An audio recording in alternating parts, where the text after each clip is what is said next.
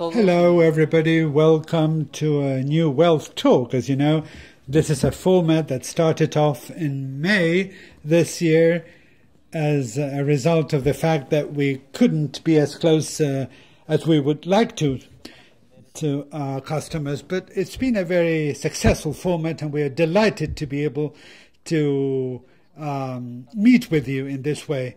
And today we're going to have a very special session for two reasons. First of all, because we're at the headquarters of the Santander Foundation, which is a wonderful location for this kind of session, because it's a kind of link between the bank and the world of culture. But the second reason is that we have a very special guest, Gustavo Dudamel. Welcome, Gustavo. Thank you very much. It is an honor for me to be here. It is a pleasure for us to have you. It is a pleasure to have you close, well, 2 meters close, because we need to keep social distancing. Yes, you're dead right. Gustavo, the first thing I wanted to ask you, and it's inevitable to have to ask you this question, is how are you doing? How did you fare during the lockdown? What has this time been like for you? Well, I think it's been a very tough time. Obviously, the world has, the world really changed overnight. And, I can say I'm doing fine. My family we're doing well. We are doing fine, and, health is of paramount importance at present. And in terms of my work life, I have been working very hard from home, trying to reinvent myself, because, as you know, I'm a conductor, and this means that you're always surrounded by people. So it was not very easy for me to be on my own. But, it's given me time to reflect and think about different things and look back at what I have done so far, because we live in a society where everything happens very fast. We don't realize how fast things go, especially in my case. I conduct, and then I go back, I rest, and then I've got another conducting to do. So it's giving me time to stop and reflect. And I've really discovered wonderful things. And, when the new times are back, which I hope are going to be better, I'll have time to develop all those new things. I wanted to ask you something, because, at the beginning, when we all had to run away from our offices, all of the situation caught us completely unprepared. We didn't have the right things to work at home. Did you have all the things you needed to work from home?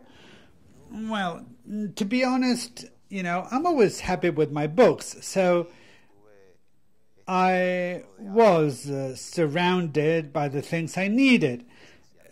But I did undertake projects which really emerged from this terrible situation, which really made me realize that I didn't have many things. The first thing was a computer. I didn't have a computer.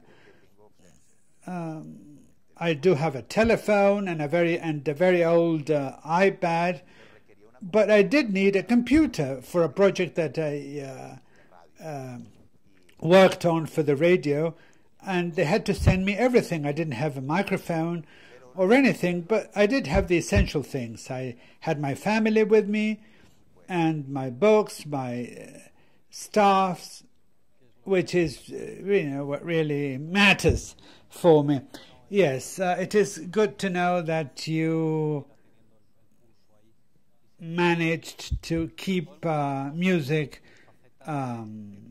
beating in your heart. And of course, everybody knows you as a musician, and our customers have shown great interest in that. But I would like to know a little bit more about you as a person and about your bio because you started playing an instrument. Yes, the violin. Yes, well, I come from a musical family.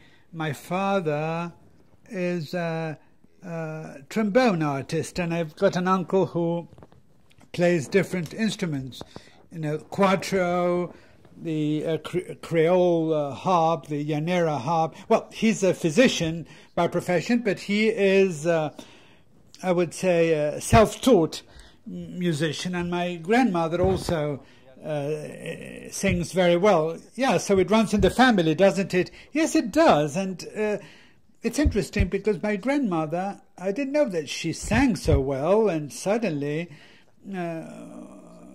one of these dialogues we have with her, she suddenly started singing, and it was really marvelous to hear her sing. She had a kind of innate talent for singing, which was extremely impressive.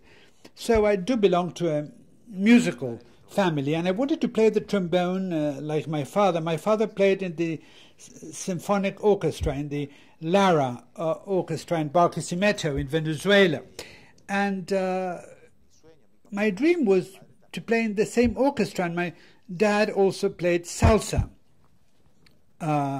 Latin Caribbean music, and I also wanted to do that. But, I really like classical music, and I really waited a long time to play the trombone. It was interesting because the only trombone we had at home was my father's. We really didn't have, we couldn't afford a new trombone, and his trombone was really too big for me because, I couldn't blow and, use the string at the same time. So, and I did study musical theory, harmony, counterpoint, until I reached the violin, because many of my classmates with whom I started playing were already playing an instrument, most of them the violin. And so I thought perhaps, the violin would be ideal because I would be, able to spend time with most of my classmates, and that's how I embraced violin. I fell in love with the instruments, and yeah, it's a difficult instrument for a child, isn't it? Yes, it is complex because producing a good, a sound on a violin is difficult. It's not like the piano, because you press the keys and some sound comes out. But the violin is different. It's very complex. Yes. Yeah, in the piano, you just press the key and it a sound comes out. Whereas the violin is different. You need the bow, and you need to use the bow properly. And then how did things evolve from then? Well, I started with the violin, and then I moved forward quite fast within the group I was in. It was a beginners group. I went from beginners A to beginners B. And the good thing about the Venezuelan orchestral system was that as I moved forward, I could immediately teach the students who were starting off. So apart from being a student myself, I also became an instructor of beginners. And then I went to intermediate orchestra, and then the teacher of the beginners orchestra asked me for help. He said, why don't you come over and help me, work with the students? And that's how I moved towards conducting and working with a group of people. Firstly, with a group of children, which is normally quite difficult. And immediately I reached, conductorship. Yeah, so there was always this didactic ingredient, right? Yes, all the time, in a very natural way. Nobody forced me to do anything ever. My family never pushed me to study or to do anything particularly difficult or easy. I remember that as I was studying music, I was also doing karate, I swam, I played 1,000 sports, and I also played the violin.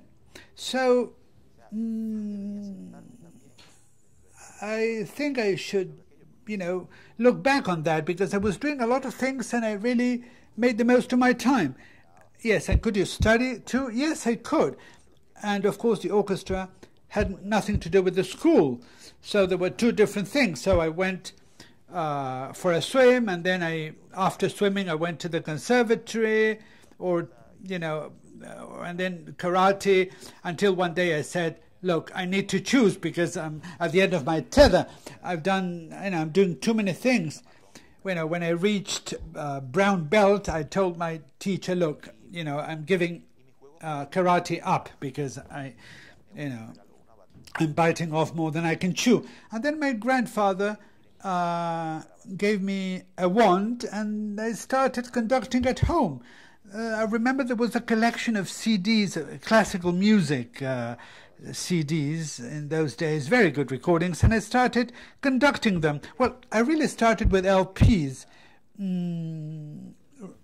There was an LP of the Chicago Symphonic Orchestra conducted by Barenboim. There was some Tchaikovsky overtures, and I played it so much that in the end the record became scratched, because I was, I just played it and played it and played it, but that gave me practice, with the greatest orchestras in the world. I conducted all of them as I was a kid, and I really scolded the musicians in the process. So it was a really natural path for me. Yes, and you were very precocious. You started conducting the Los Angeles Philharmonic when you were 28. Well, I started at the Philharmonic when I was 24, and then 2 or 3 years later, I think it was 2 years later, I was appointed designated conductor. I think I was 26. And then when I was 28, I took on the conductorship of the orchestra. But before that, I won the Mahler competition in Bamberg in Germany. I was with Simon Rattle in Berlin, learning a lot, I have to say, with Claudio Abbado, with Barenboim. I also had a wonderful teacher in Maestro Abreu at the Simon Bolivar Orchestra, and my colleagues in Barquisimeto in the Juvenile Orchestra, in the Amadeus Chamber Orchestra, etc., many of whose members I meet when I travel the world. So I've been conducting since I was 12. So, yeah, what you told me about that scratched record is really funny. Well, when I scratched that record, I was 8. I was as young as 8 years old. And I'm very thankful to my colleagues and to because I learned a lot from them.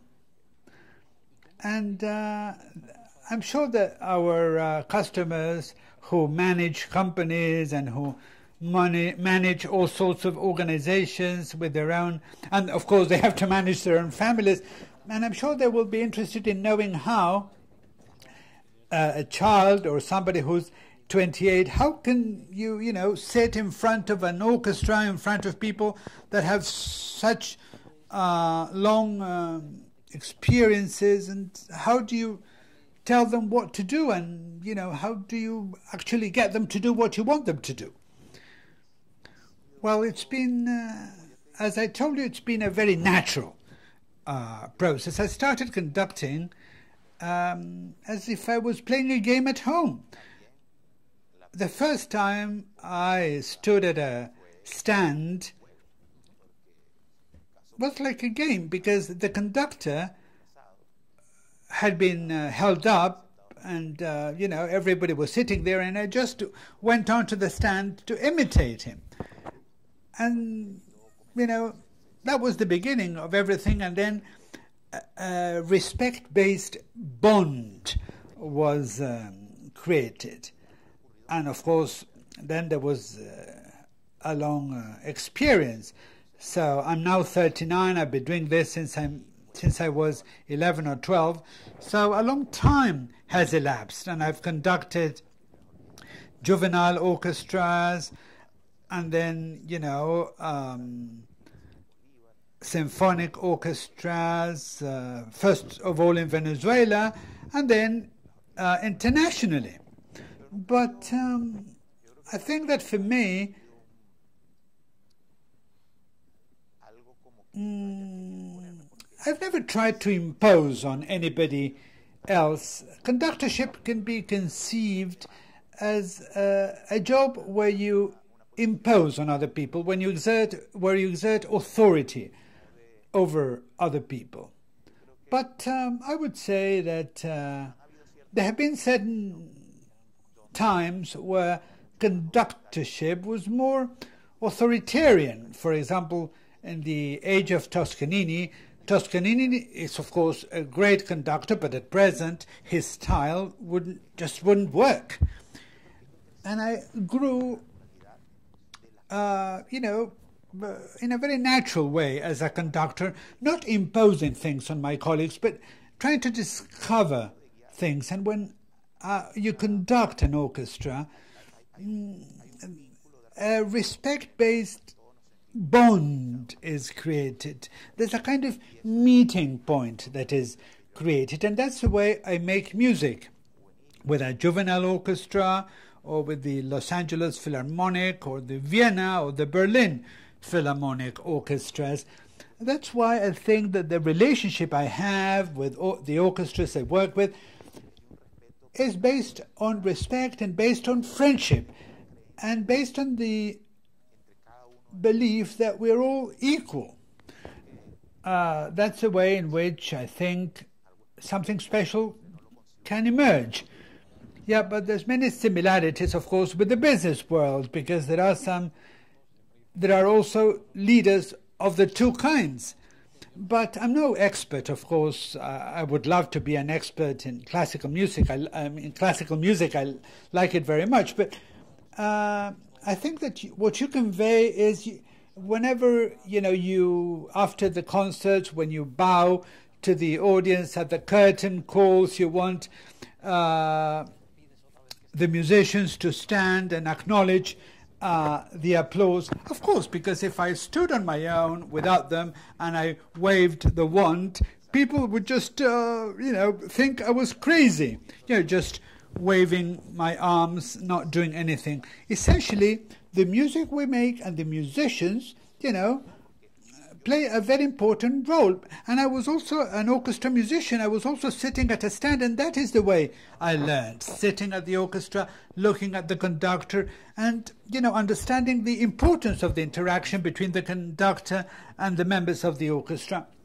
So I think that otherwise, things wouldn't be the same. Perhaps there may be colleagues or other conductors that have a different conception, and I wouldn't disagree with that, but my way of making music is closely related with delving into the things you think and doing a good job and, paying a lot of attention to rehearsals and to the performance itself, which is a magical moment and which will be with us forever. Yeah.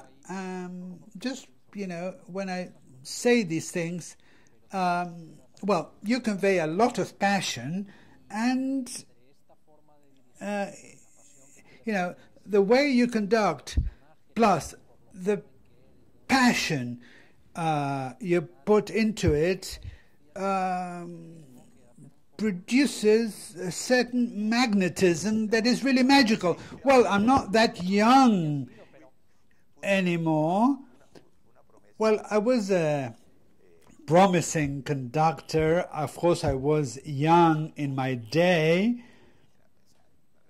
I was a kid when I started off, and when all of this started, I directed great orchestras as a lad, but I'm already going grey on top.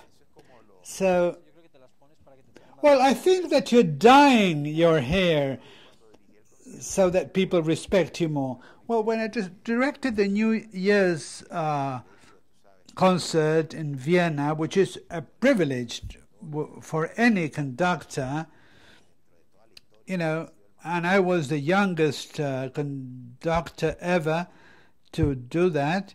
But at the first rehearsal, I said, well, at least you waited for me to grow a little gray on top to invite me to conduct this orchestra. But, you know, more seriously, when I won the competition, Mahler, when I won the Mahler competition, a door opened, not just in front of me, but in front of many other conductors. I have lots of colleagues, there's lots of great conductors, a lot of great young conductors holding important offices now. So, you know, it's like a new era where young conductors are holding very important offices. I remember one day I received a call by Zubin Mehta. I was 23 or 24 years of age, and I received a call from him. Well, it was a voice message, and he said, "Hello, I'm Zubin Mehta, and I would like you to substitute for me at the Israel Philharmonic." So he called me directly to ask me to substitute for him with the with Mahler's Fifth Symphony, which, you know, is no piece of cake. And I was a young lad from Venezuela. I just won this competition, and I went off to Israel. And at the beginning, I remember in the billboard, in the notice board, where you have all the schedule for the rehearsals, you know, everybody was very skeptical that I would do a good job, especially considering the repertoire, because nobody adapted the repertoire to, you know, a young director. So I remember when we started the first movement, the second movement, we had a break, and all the musicians came up to me, and we immediately created a very solid bond. Because I think that musicians, and then words I don't think are necessary, because conductorship is involves a non-verbal kind of communication. There's a spiritual, physical, intellectual element. I don't know how to define it, but it goes beyond words. And so, you know, we connected instantly with all the musicians. So from a very young age, I've had the fortune to be able to create those wonderful bonds without any sort of imposition, without any attention to my own ego. It's always been something completely natural. Well, looking at you from outside, you don't convey any arrogance in the very least, just the opposite, and that's precisely what we like about you.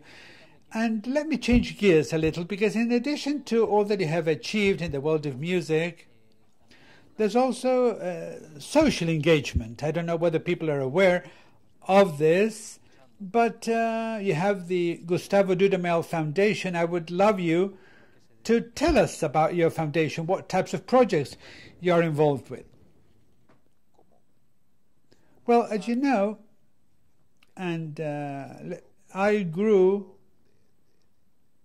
next to a person who's really unique, who was fundamental for me, not just professionally, but also personally. I'm talking about Maestro José Antonio Abreu. He created a project through music, a social transformation project, and I grew in the midst of that project, which involves the Simón Bolívar Orchestra, all the juvenile orchestras of the country. All of those orchestras are really the result of Maestro Abreu's project. So being next to him, I really came to understand art as a tool for social transformation. And this is the way I grew up. And from the very outset, since I started conducting internationally, that's always been a goal for me. One of my priorities when I started conducting the Los Angeles Philharmonic, when I was, and even before that, when I was in Gothenburg, we created a juvenile orchestra program, and from then onwards, I saw the need to create a tool that would organize all of these dreams, and then that's how the foundation came to be. The foundation is really a tool to create spaces where people can talk to each other, where people can exchange ideas with each other, where young people from different parts of the world can participate, to understand the importance of music as a way of transforming society. And that's precisely what we do. We have done lots of things, gatherings in different parts of the world with different programs, different social programs, and we have organized gatherings in Mexico, in Chile, in Sweden, in Los Angeles, and now very soon here in Spain. So, well, we organized one in Peralada last year. So I think it is very important, because culture can't be seen as an elitist element of society. And unfortunately, this has happened. That is why I think that young people, new generations, always see art are something that is inaccessible or difficult to grasp. So I think we need to bring down, destroy this idea that art is elitist. We have to make art more accessible. So art needs to be made part of the essential education of young people. That is why the system is an example,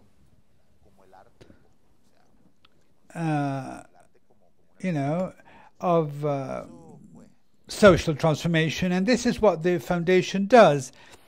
Well, congratulations for the work you do, because it's very important. In fact, this was my next question, which you have partly answered already, because education is a very important tool. But what else do we need to do with young people? But perhaps, I may be mistaken.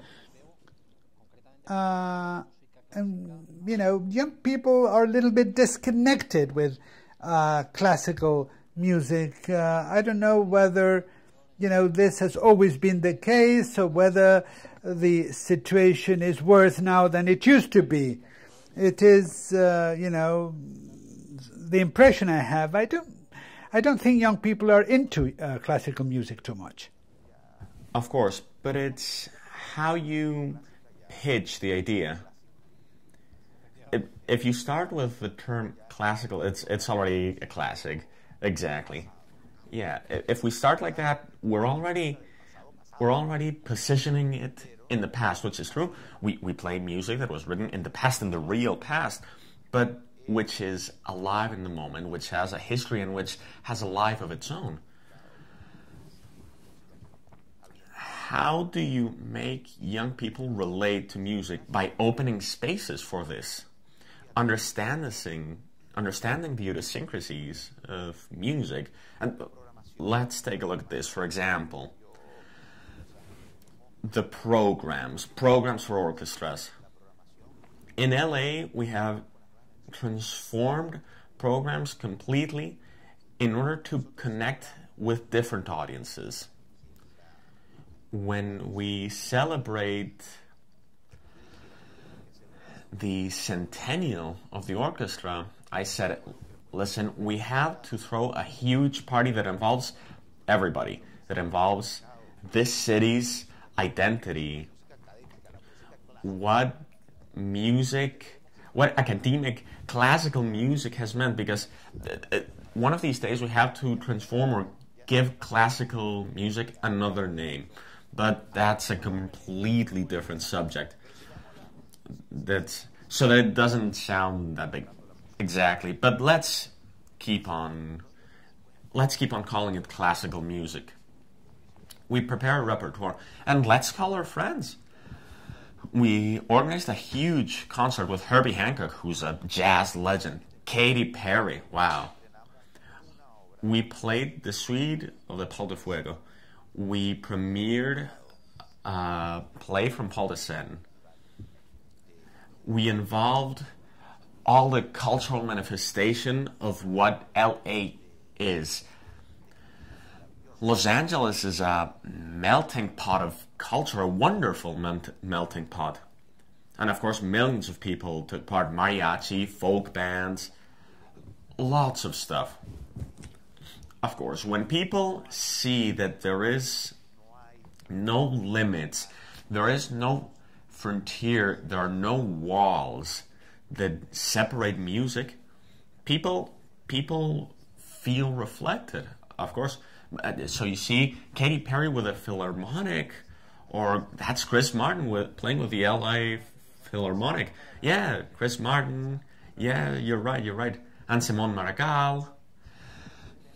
I mean, we wanted for the younger generations to see, if you see how the LA audience has changed, it has nothing to do exactly. Of course, the Youth Orchestra Los Angeles project, the YOLA, which was a project that started when I started conducting this orchestra. Many times we think the community has to come to us. No. The orchestra has to reflect society, its community, and to do so, we have to create direct links. We have to go to society. We have to go to our community so that they understand that we are a face of their culture. We are a face of what they mean. And from there on, people see themselves reflected in it and they feel it as their own. Yes, if you connect with them through more familiar subjects. Exactly. So we went and we talked with our great friend, a brother, Frank Gehry. And he sees himself in what the system means and art as a tool for cultural transformation. And we told him, are you willing? And we created, now in December, we're about to open a center designed by Frank Gehry in Inglewood, one of the more vulnerable communities in the greater Los Angeles area. And we're going to have a youth center for young people from the community where they can play music. So we reach out to the community, and from then the community reaches out to us. So we walk together. That's why I think that, let's say, orchestras, and I don't want to be very broad. They haven't been part of the community, which is why we don't identify with orchestras. Yeah, because I see that whenever you talk with people who know about music, there are two people. There are the more classical ones, and they think that mixing it with other kinds of artists is an aberration, and they think you're on the other side of the spectrum. Look, I've worked with people that are so wonderful, great soloists, both in soloists in academic classical music, as well as pop artists. the highest levels of pop artists, and the rigor, the hard work, the knowledge these artists make use of in their art. It's a wonderful art. No, I love listening to you. A lot of people can think, nah, this is... No. This entails real hard work, soul-searching hard work. Just like any erudite of classical music has to devote themselves to their craft, so do pop artists. I have always seen music as a tree. It's a tree. The roots drink from the same water. Classical music was dance music when it started. It was the music used to liven up a party or a church service. All of these things. So you have all of these branches, and these branches are classical music, pop, jazz, all genres. But it all comes from the same roots. It all comes from the same soil, which is why I don't see any sort of walls between music, because I can't see it, because I grew up by listening salsa and classical music, Beethoven and La Fania. So you understand what I'm saying? No, I love it. I think that whenever you go, I remember when I went to the Teatro Real with people who weren't very familiar, I told them, we're going to listen to Gustavo Dudamel. He's a legend. And I told them, this man has a Grammy and he's played in the Super Bowl, and their ears perked up and they start connecting, and they walked out with a huge grin on their faces, and they became huge fans after that. So when it starts, I think it's very important to make these connections. No, this community, I've been very fortunate to deal with wonderful things in the world, and I think they've been key to be able to forge a new path and to understand what music can be. And that's what it is. Wonderful, wonderful. Well, as you know, we have a relatively sizable Venezuelan client base in the bank, as you know. And I can't help but ask what you think of your country's situation, what future you see for your country, what are your thoughts on the situation? Well, let's see, it's evident that my country, the world in general, but let's focus on my country. My country has been undergoing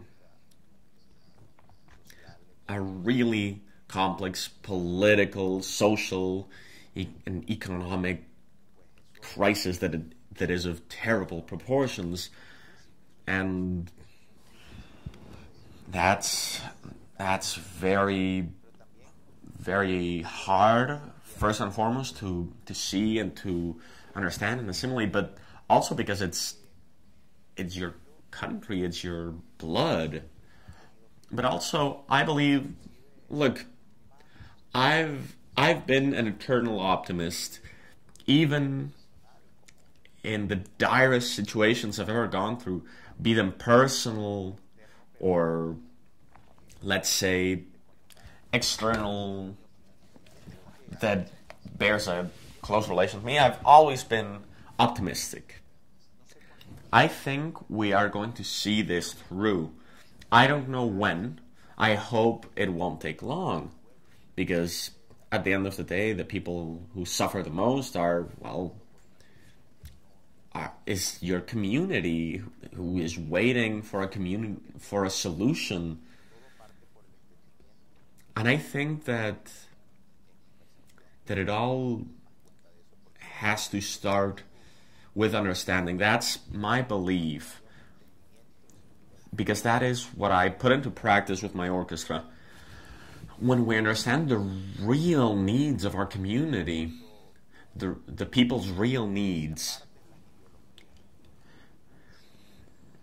when ideologies are set aside and we go to the core of what has to be transformed, when egos are cast aside, the egos that are fueling a never-ending crisis that doesn't want for people to reach an agreement, but that it thrives in disagreement. I think that when we reach that point, that's when the country will start to get out of this. Why? Because Venezuela is a rich country. And I'm not talking about material richness. I'm talking about human wealth. We were talking about it now when we were coming here. And I was saying, even in this crisis, people are still there. A lot of people have left, sadly, but a lot of people are still there. And, as we say in Venezuela, they're trucking along. Because we don't want our people to survive. We want them to live, right? And that's what we have to do. Because people are only surviving, and they are incredibly strong. They have a strength within that is outstanding. It's amazing to see how people go out every day to survive, and that's not what this is about. This is about them living. This is for them to strike a balance in the world we live in. So that's how I see it. I am seeing a light at the end of the tunnel, but we can't keep on lengthening the tunnel. We have to find immediate solutions to get out of this. With this pandemic,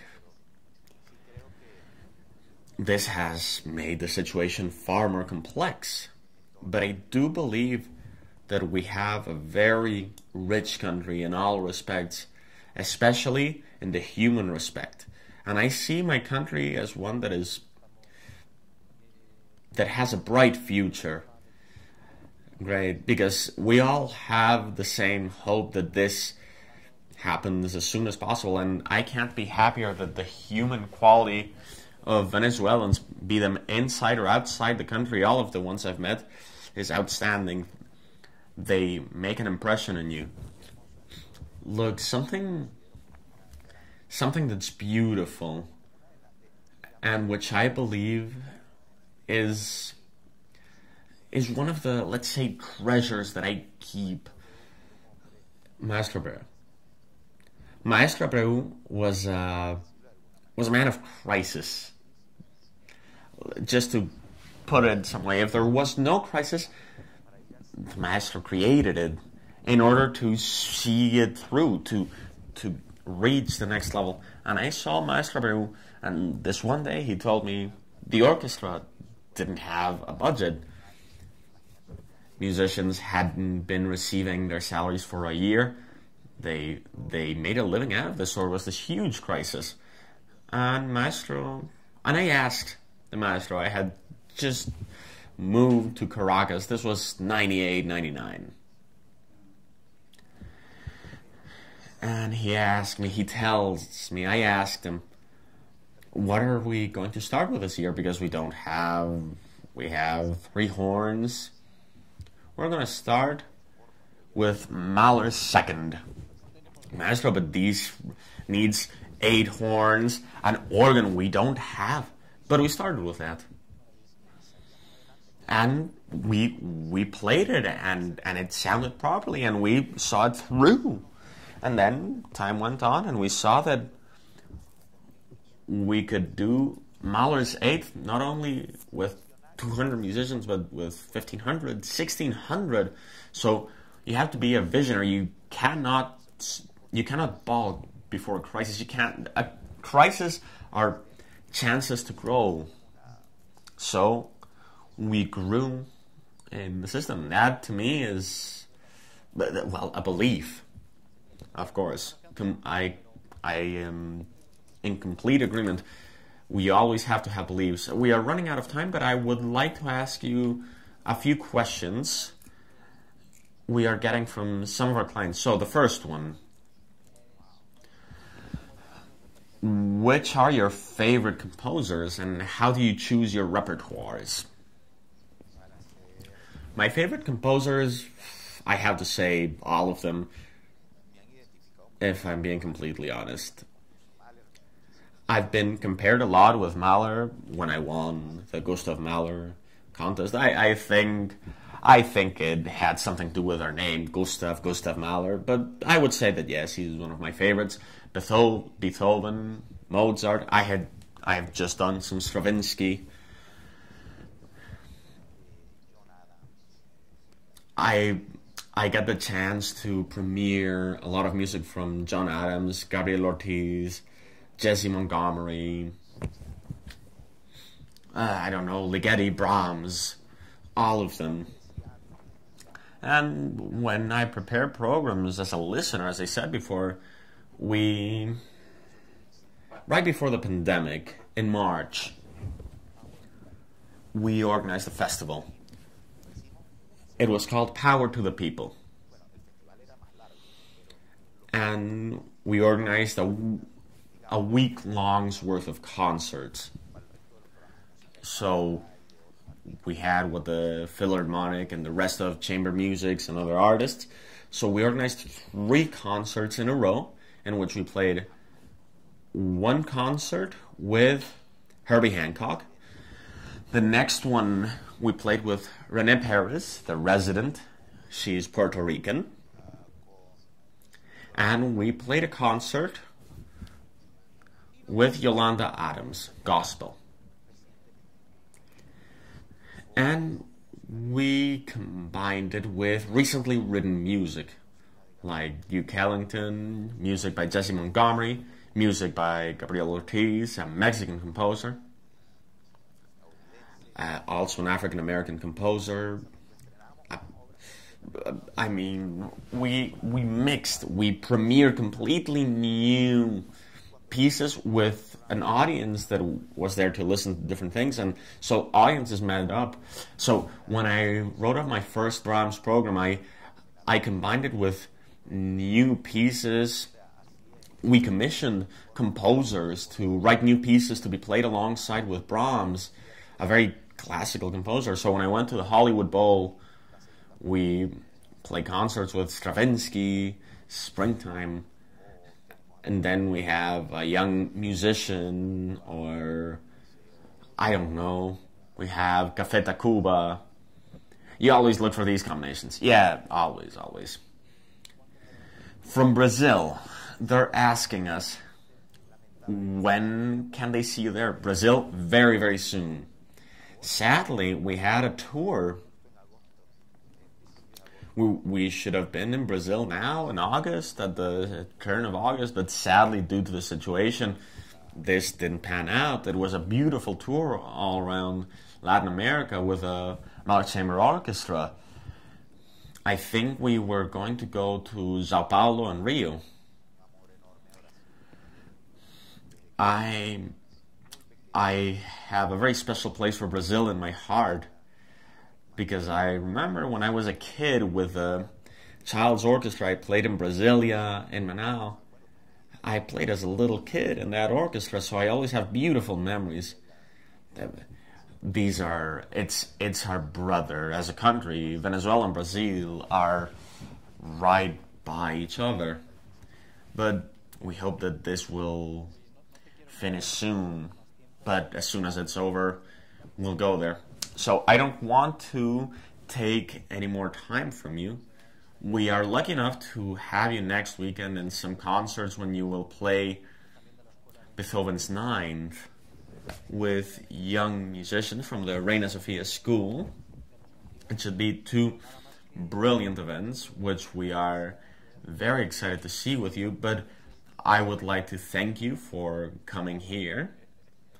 Well, I don't know what else we're going to do here, because I think that this should be the last of our talks. I don't know how we can improve this, but again, thank you very much. No, thank you very, very much, Santander. We want to thank you because our relationship with the Reina Sofia School and my dearest Paloma, that has gone on for so many years through Maestro Abreu. It's wonderful that we can organize such a beautiful project on such a tight time frame, and this is going to be a beautiful concert, paying tribute to all the people who have been fighting for this and all of society, because we have all been fighting. We've all been fighting our own battles. Thank you very much. Thank you very much, Gustavo. I will definitely be there. I will also be there. I hope so. No, thank you very much. Thank you all for being with us once again. As you know, this talk and every other talk are available in santanderprivatebanking.com. And I hope we will see each other again. I don't know how we are going to be able to top this, but thank you very much. Thank you very much, Gustavo. Thank you.